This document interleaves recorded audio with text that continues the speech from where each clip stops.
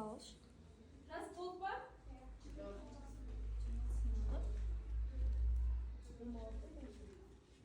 Бүгінгі біздің сабағымыздың мақсаты бұл біз сіздермен бірге бүгін жаңа тараудағы жаңа грамматикалық тақырып пунктуация терминімен таныс боласыздар. Жақсы, жазайық. Күннің жары жас болып қой. Тақырып жазып па? Кітаптың 177-ші бетін ашамыз. Енді сабақтың басында бағалаудың формасын айтып кетейін. Сіздерде 3 топқа бөліндіңіздер, я? 3 топтың ішінде сіздерге топтық тапсырмалар да, жеке тапсырмалар да болады. Сол үшін мынадай тапсырмалар былай келсейік. Топ ішінен бір адамды өздеріңіз келсеңіздер, сол адам сіздердің бағаларыңызды қағаз бетіне түсіріп отырады. Қалай тапсырманы қалай орындап жатқаныңызды. Бірақ ең соңында ең үздік топты анықтаймыз, және де басқа топтардың ішіндегі үздік оқушыларды да анықтайтын боламыз. Түсінікті ғой? Bir кісіні сайлап, өздеріңіз бір адамды бағаны қойып отырасыздар. Ақнұр болады, технология тобында Айсұлу болады, я? Жақсы. Қазір біздерде бірінші тапсырма, бұл білесіздер оқылым тапсырмасы. Оқылым тапсырмасына байланысты мен 3 топқа 3 түрлі мәтін беремін. Бұл 3 мәтінде ғылым және білім туралы ақпарат берілген. Осыны оқимыз, топ болып талқылаймыз. Бұл ғылым және білім тақырыбында не айтылған, яғни ғылым білім дегеніміз не деген сұраққа жауап іздейтін болады.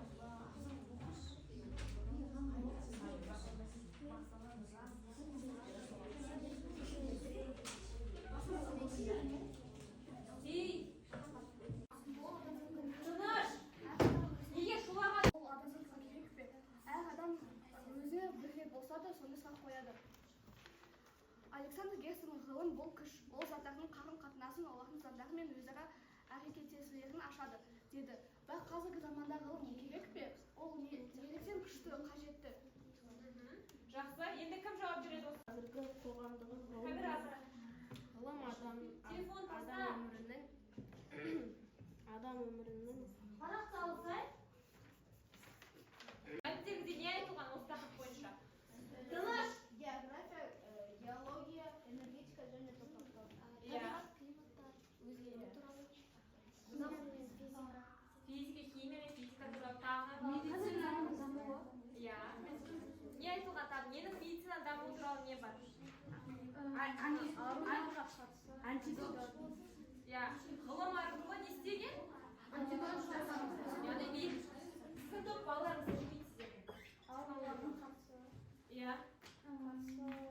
Тағы да не айтылған? Дамудың қазіргі кезеңде ғылым мен қоғамның әлеуметтік саласы көбейіп жатыр. Мұғалім болуды армандайсыздар, я? Жақсы. Енді сол өз армандарыңызға білімсіз жете аласыздар ма? Жоқ, я? Яғни бір маман болып шығу үшін біз сол ғылымның жолына түсеміз, я? БЖБ жазған кезде, ТЖБ жазған кезде тыныс белгілері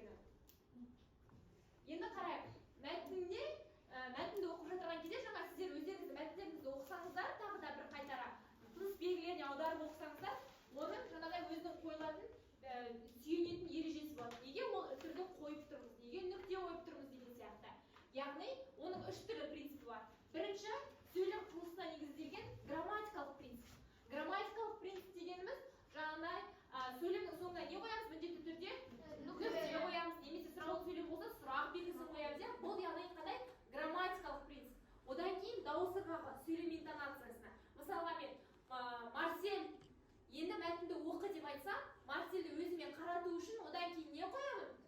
Өтер қоямын. Немесе лебегісін қоямыз, егер сөйлемді аяқтасақ. Одан кейін сөйлем және сөйлем құрамындағы сөздердің мағынасын айқындау үшін. Яғни сөйлемдерде кейде удағай сөздер, айқындау үшін сөздер кездесіп қалып жатады, иә? Немесе бүгін мен сабаққа бармадым, қатты қуанып тұрмын алақай деп егер сөйлемді аяқтасам, алақай деген жерден мен үтірмен қошаймын. Себебі мен сол сөзді сіздерге айқындап тұрмын.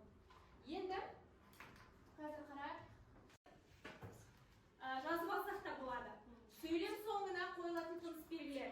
Бұл сөйлем соңына нүкте қоямыз. Тыңдайық. Сұрақ белгісін қоямыз. Леп белгісін, көп нүкте. Бірақ төртеуін біз кез келген уақытта қоймаймыз. Өзінің несі бар?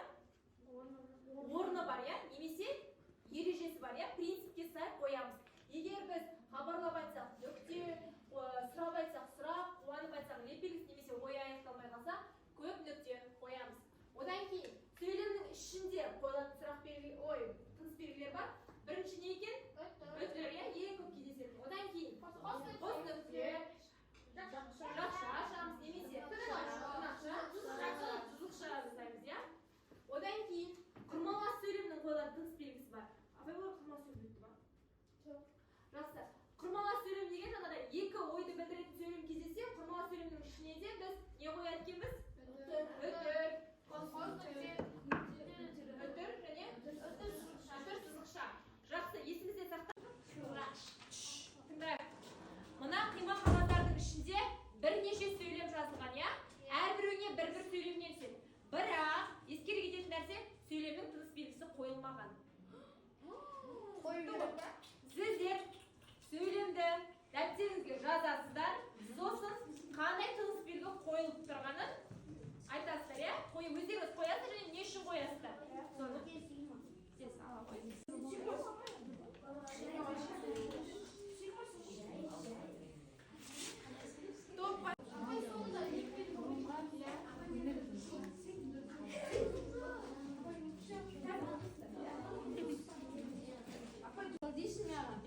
Жақсы.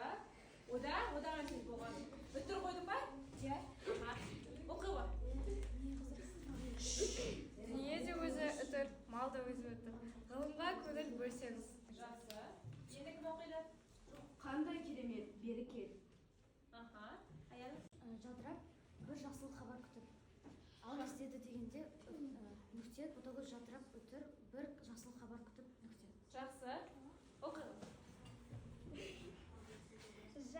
Мен шамалы қадірейінші әңгіме бас әріден болсын. Жақсы. Нені? Иә, ойдың нақтылығын білдіру үшін қойылды. Жақсы. Сонымен тыныс белгілері тақырыбы түсінікті болды ма? Иә. Алдағы сабақтарда сіздер әр тыныс белгіге жеке тоқталып, оның өзінің ережесімен таныс боласыздар. Бүгін жалпы тыныс белгі деген тақырып түсінікті болды ғой? Иә. Жақсы. Енді қазір мынадай тапсырма орындаймыз. Қазір сіздерге 3 топқа постер беріледі. Постерге сіздер мынадай сұраққа жауап іздейсіздер. Ғылым бізге не береді деген тақырыпта осы постерге топ-топ жұмыс жасап, ойларыңызды сүресіздер, жақсы ма? Суретпен жасасаңыздар да, жазумен жасасаңыздар да, осы себебі фантазияларыңызға байланысты.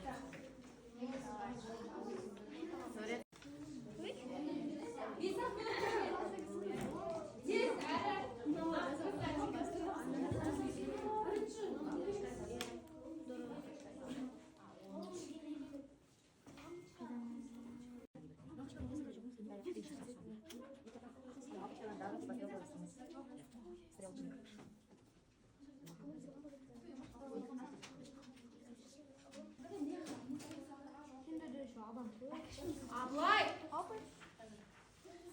Алайда оның қазіргі кезеңдегі ғылыми қауымдастық құрамына жаңа салалар құра отырып, осындай мәселелерді шешуге тырысады. Ғылым бізге жақсы ой береді. Ғылым әлем дамытуға береді. Ғылым адамға ақыл береді. Жақсы. Болды ма? Жақсы отырайық.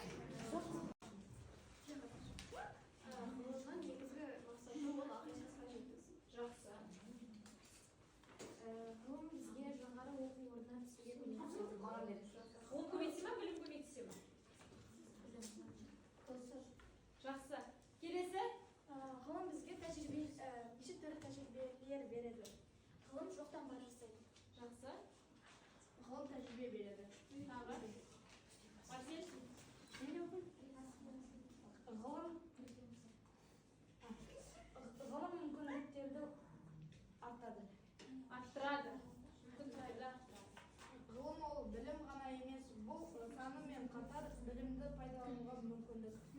Жақсы. Отыра. Ғылым адамзатқа өзінің ойын дамытуға керек. Жақсы. Келесі. Есімі кім сенің? Назма. ғылым адамзатқа бақыт береді. Жақсы. Бақыт береді дейді. Ал абай. Ғылым бізге тәжірибе береді. Тәжірибе береді. Жақсы. Тәжірибе. ғылым бізге жоқтан бар жасатып береді. Жақсы. Жоқтан бар жасайды. Келесі. ғылым жаңа өзгерістер енгізеді. Жақсы.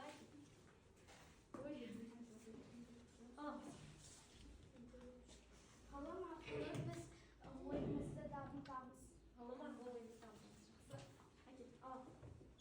Ғылым бізге жарқын болашақ береді.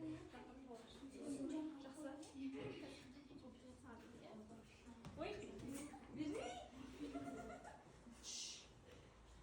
Ғылым біздің болашағымызды бақытты қылады. Жақсы. Әкел. Есол.